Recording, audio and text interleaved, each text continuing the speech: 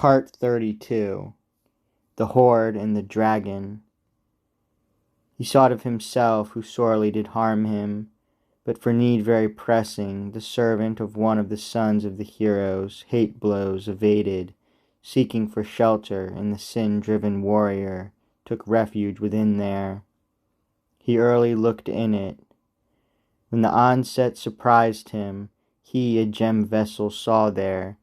Many of such like ancient ornaments in the earth cave were lying, as in days of yore some one of men of illustrious lineage, as a legacy monstrous, there had secreted them, careful and thoughtful, dear-valued jewels.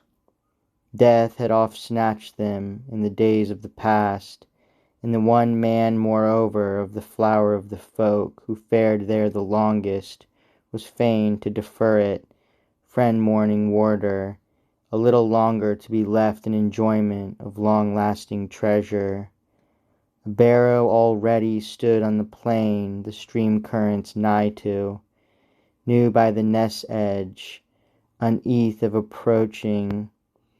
The keeper of rings carried within a ponderous deal of the treasure of nobles, of gold that was beaten.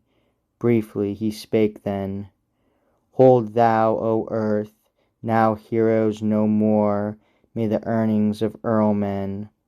Lo, erst in thy bosom worthy men won them. War death hath ravished, perilous life-bale, all my warriors, liegemen beloved, who this life have forsaken, who hall pleasure saw. No sword-bearer have I, and no one to burnish the gold-plated vessel, the high-valued beaker. My heroes are vanished. The hardy helmet behung with gilding shall be reaved of its riches. The ring-cleansers slumber, who were charged to have ready visors for battle. And the byrnie that bided in battle encounter, or breaking of war-shields, the bite of the edges moulds with the hero. The ring-twisted armor, its lord being lifeless, no longer may journey hanging by heroes. Harp joy is vanished, the rapture of glee-wood, no excellent falcon swoops through the building, no swift-footed charger grindeth the gravel. A grievous destruction no few of the world-folk widely hath scattered. So, woeful of spirit, one after all lamented mournfully, moaning in sadness by day and by night, till death with its billows dashed on his spirit. Then the ancient dust-scather found the great treasure standing all open, he who flaming and fiery flies to the barrows, naked war-dragon, nightly escapeth encompassed with fire. Men under heaven widely beheld him. 'Tis said that he looks for the hoard in the earth, where old he is guarding the heathenish treasure. He'll be nowise the better. So 300 winters the waster of peoples held upon earth that excellent hoard hall, till the forementioned earlman angered him bitterly. The beat-plated beaker he bare to his chieftain, in fullest remission for all his remissness, begged of his liege lord. Then the hoard was discovered, the treasure was taken, his petition was granted, the lorn-mooted liegeman. His lord regarded the old work of earth-folk. 'Twas the earliest occasion. When the dragon awoke, the strife was renewed there. He snuffed long the stone then, stout-hearted found he the footprint of foemen.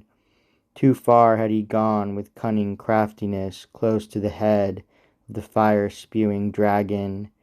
So undoomed he may scape from anguish and exile, with ease who possesseth the favour of heaven.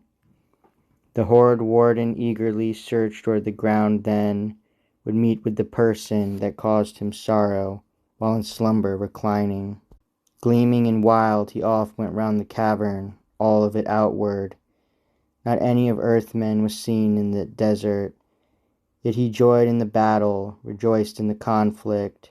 Oft he turned to the barrow, sought for the gem-cup. This he soon perceived then, that some man or other had discovered the gold, the famous folk treasure. Not fain did the Hoard ward wait until evening. Then the ward of the barrow was angry in spirit. The loathed one wished to pay for the dear-valued drink-cup with fire. Then the day was done as the dragon would have it. He no longer would wait on the wall, but departed, fire-impelled, flaming. Fearful the start was to earls in the land, as it early thereafter to their giver of gold was grievously ended.